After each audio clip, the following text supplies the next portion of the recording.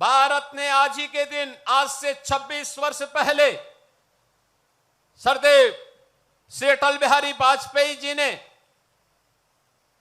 Operation विजय के रूप में कारगिल विजय को की घोषणा करते हुए इस दिवस को पूरे देश के अंदर इसी उत्साह और उमंग के साथ भारत माता के महान सपूतों को नमन करते हुए इस कार्यक्रम को आगे बढ़ाया। यह हमारे प्रदेश का सौभाग्य है कि देश के आन मान और शान के लिए लड़ते हुए जब भी आवश्यकता पड़ी तो भारत के जवानों ने कभी पीछे मुड़ करके नहीं देखा। कारगिल के इस युद्ध में भी 1999 में लखनऊ के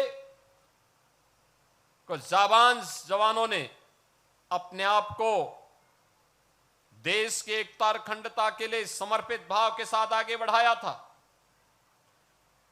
और उसमें से जो हमारे भारत माता के महान सपूत बलिदान हुए उनमें captain Manoj Kumar Pande, captain Aditya Mishra, lance naik Kevalanand Dwivedi, rifleman Sunil Jung, major Ritesh Sharma, ये नाम ऐसे हैं जिन नामों का स्मरण केवल लखनऊ और प्रदेशवासी ही नहीं पूरा देश बड़े गौरव के साथ लेता है, बड़े गर्व के साथ लेता है। और आज ये हमारा सौभाग्य है कारगिल विजय दिवस के अवसर पर इन भारत माता के महान सपूतों के परिवारजनों को हमें सम्मान देने का अवसर प्राप्त हुआ है। बहुत सारे ऐसे लोग होंगे, सैनिक होंगे जो 1971 और 1965 की लड़ाई लड़े होंगे। बहुत सारे हमारे आसपास ऐसे जवान होंगे जिन्होंने इन सभी युद्धों में जिनका बलिदान हुआ होगा, उनकी स्मृतियां आज भी हमारे सामने हैं। और इसीलिए सरकार ने भी तय किया है कि हर जनपद में भी वीर सैनिकों के इसी प्रकार के युद्ध के स्मारक और उनके बलिदान के स्मारक बनने चाहिए, जिससे वर्तमान पीढ़ी एक नई प्रेरणा प्राप्त कर सके। ये सामूहिक रूप से कार्यक्रम आयोजित होने चाहिए, जैसे कार्यक्रम आज लखनऊ में आयोजित हो रहा है।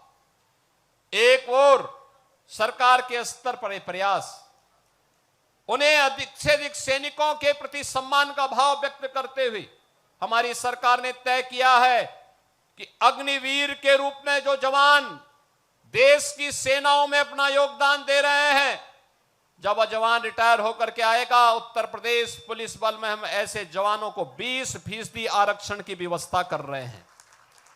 उन सभी जवानों के लिए 20% आरक्षण उत्तर प्रदेश पुलिस बल में हम लोगों के द्वारा उपलब्ध करवाने की कार्रवाई को भी आगे बढ़ाया गया है। पाकिस्तान को सबक सिखाने में भारत के बहादुर जवानों को और भारत की सेना को 22 मिनट भी नहीं लगे। पाकिस्तान के आतंकी कैंपों को तहस नहस कर दिया। प्रधानमंत्री मोदी जी ने यही कहा था कि पुलवामा में जिसने भी दुस्साहस किया उसको इसकी कीमत चुकानी पड़ेगी। और फिर आपने देखा होगा इस बार भी पाकिस्तान चिल्ला चिल्ला के अमेरिका के पास पहुंच गया था। भारत एक मोर्चे पर कई देशों से लड़ रहा था, कहीं तुर्की के द्वारा, कहीं चीन के द्वारा और कहीं दुनिया के अन्य देशों के द्वारा भी उसे सहायता दी जा रही थी। लेकिन उस सब के बावजूद भारत की बहादुर सेना के सामने पाकिस्तान की एक नहीं चली और अंततः उसको समर्पण करने के लिए मजबूर होना पड़ा था, ये बहादुर सैनिकों के नाते। और इसलिए यूनिफॉर्म के प्रति सम्मान का भाव हर भारत का दायित्व बनता है, हर भारतवासी का दायित्व बनता है। एक तरफ यह सम्मान का भाव, दूसरी तरफ अगर हमें विकसित भारत के सपने को साकार करना है तो उन षड्यंत्रों से हमें हमेशा सावधान होना होगा जो षड्यंत्र हमें बांटने का काम कर रहे हैं, जाति के नाम पर, क्षेत्र के नाम पर, भाषा के नाम पर। याद रखना, बल बुद्धि और विद्या में भारत कभी इतिहास के किसी भी कालखंड में कभी कमजोर नहीं रहा। कभी कमजोर नहीं रहा। किसी बात की कोई कमी भारत के अंदर कभी नहीं थी।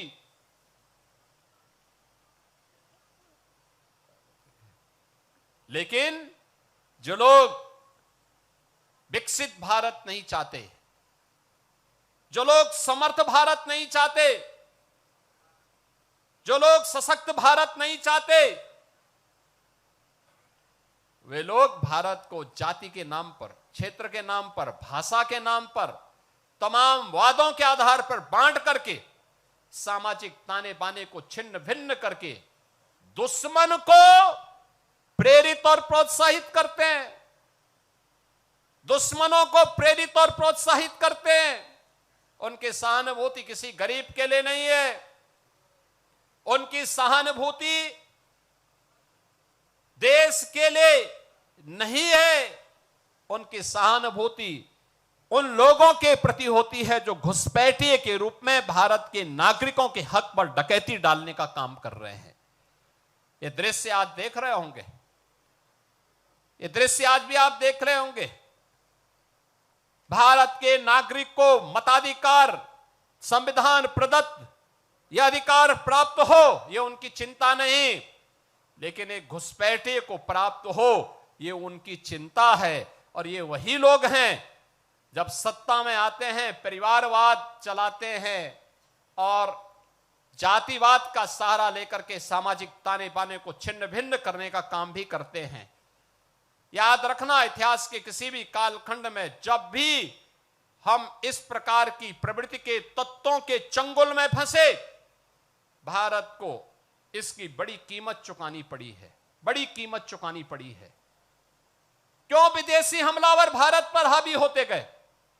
ऐसा नहीं कि हमारे पास योद्धाओं की कमी रही हो, हमारे पास बल या बुद्धि या वैभव की कमी किसी स्तर पर रही हो।